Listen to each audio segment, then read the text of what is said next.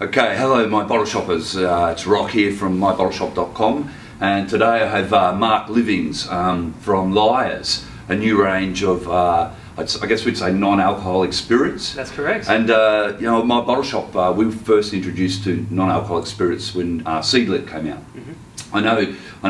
I know your different product to Seedlips and the reason why you're here today, but we actually launched online. We were the first company or liquor business, I guess, to take on Seedlip, and nobody else thought, you know, why would you want a non-alcoholic drink? You know what I mean? The whole point is of the alcohol, and we was surprised. It just exploded. Yeah.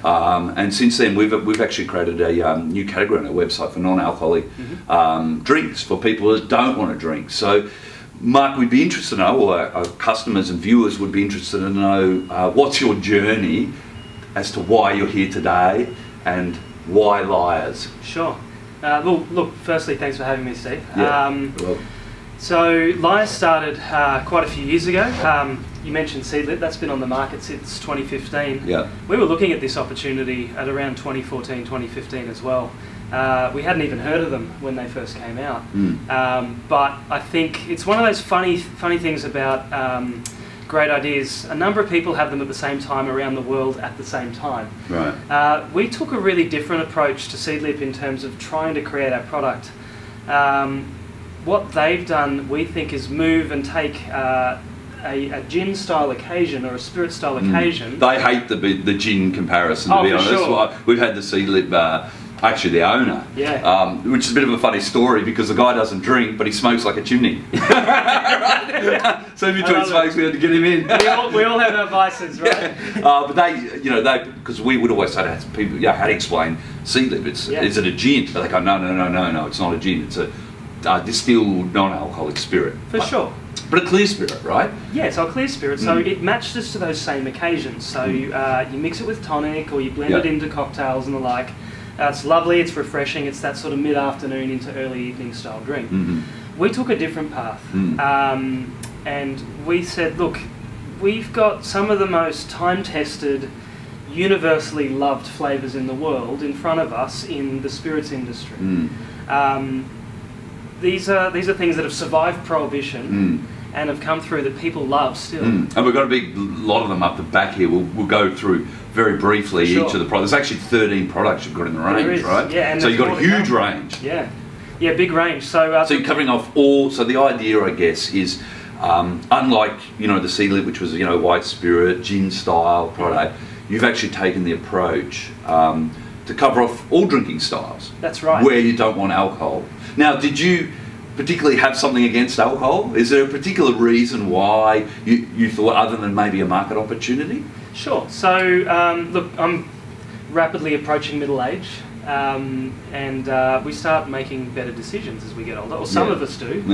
I'm sort of on the way towards that. It's I can see it would be tempting in a bottle shop. In a bottle shop, But for me and on my peers as well, I have another business that's quite significant in scale, and it gets me on the road a lot. I need to do a lot of travel, I need to do a lot of entertaining, and it really drags you down if you've got night after night after night with booze in hand. I know 100% what you're saying. For sure. So a good friend of mine came up with the concept of the Wedge Drink, where you start with a beer or a mixer or a split or a cocktail, and then you have another drink that's non-alcoholic. Wow. But the problem with everything that was non-alcoholic that was available is it looked really confected. So you had these emasculating pink with umbrellas in them mocktails, or you had a lemon, lime and bitters.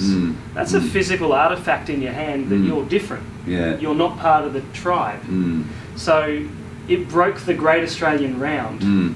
So we saw that opportunity, and also coming into late 30s, a lot of my peers and the like have started to have kids. There's a lot of women in my peer group that were desperate for something that helped them fit into a social occasion or made them feel normal, rather than having to sort of sit on the mineral waters, avoid soft cheese and avoid So we saw that as an opportunity, and then to answer your earlier point, there was a very, very demonstrable market opportunity coming through. Even last week, we're seeing that the trend is showing no signs of slowing. The NHS in the UK did a study of alcohol consumption of under 24s, and this blows me away. Almost 34% of people under 24 years of age, 18 to 24, in the UK do not drink at all. Is that right? They're completely abstinent. Wow. So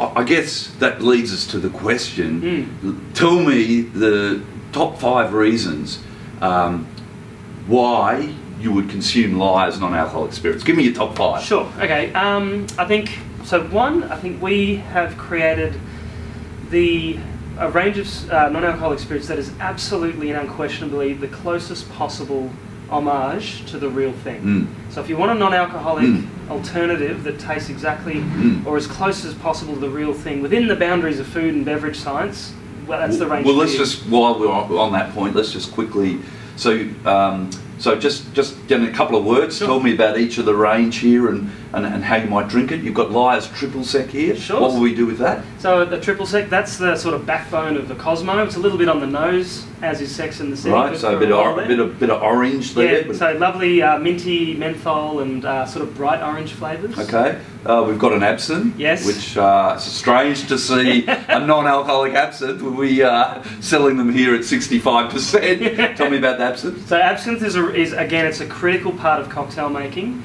You wash glasses, for example, with absinthe when you're making a Sazerac.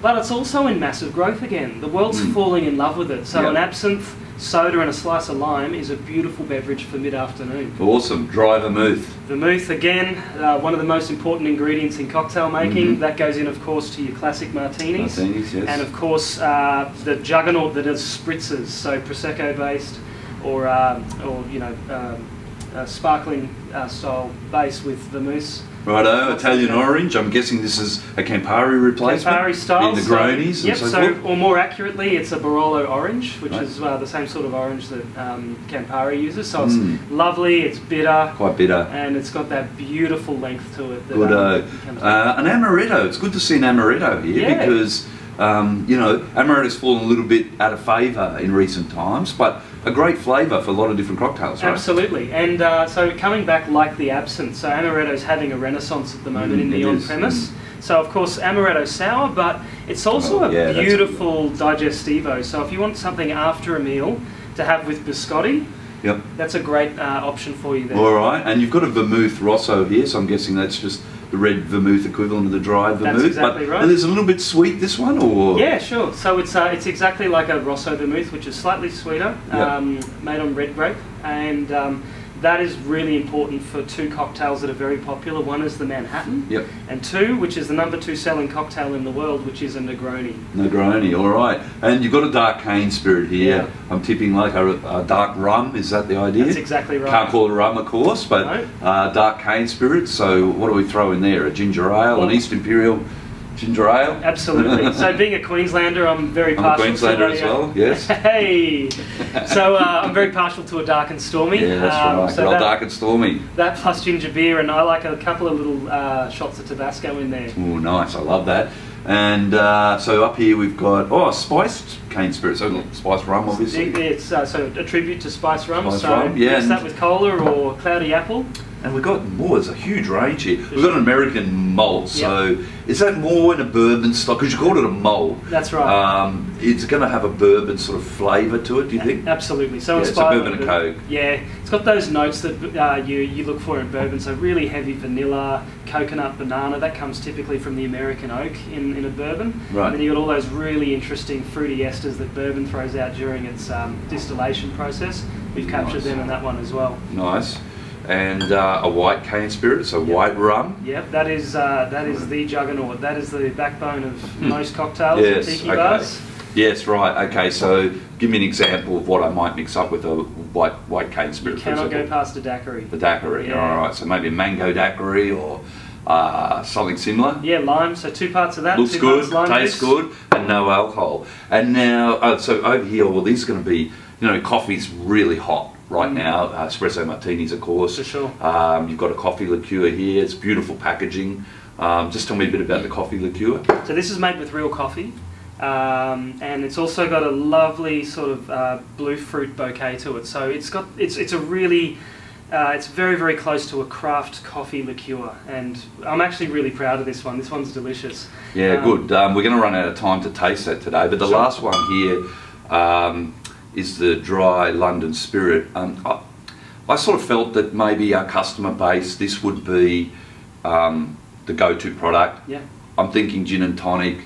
I'm thinking of pregnant women, but it doesn't necessarily have to be. I mean, I drink a gin and tonic. I love a gin and tonic, and maybe that wedge drink is a great idea. I need to adopt that a little bit more often.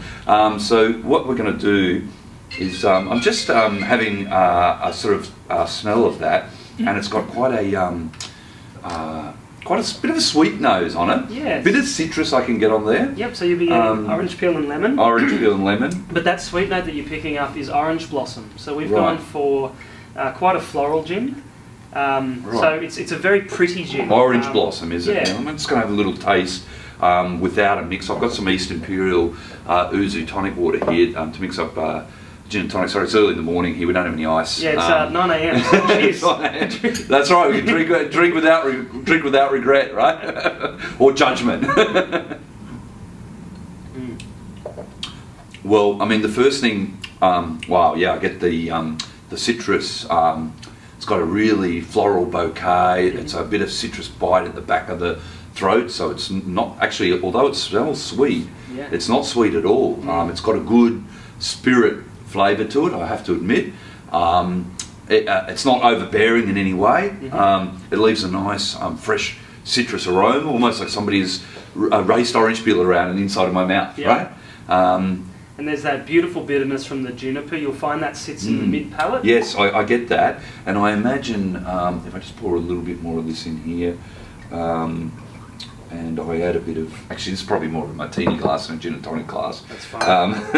We're breaking the rules. Yeah, we're breaking the rules. I feel good having this G&T at 9 o'clock in the morning. It's very refreshing, I must say.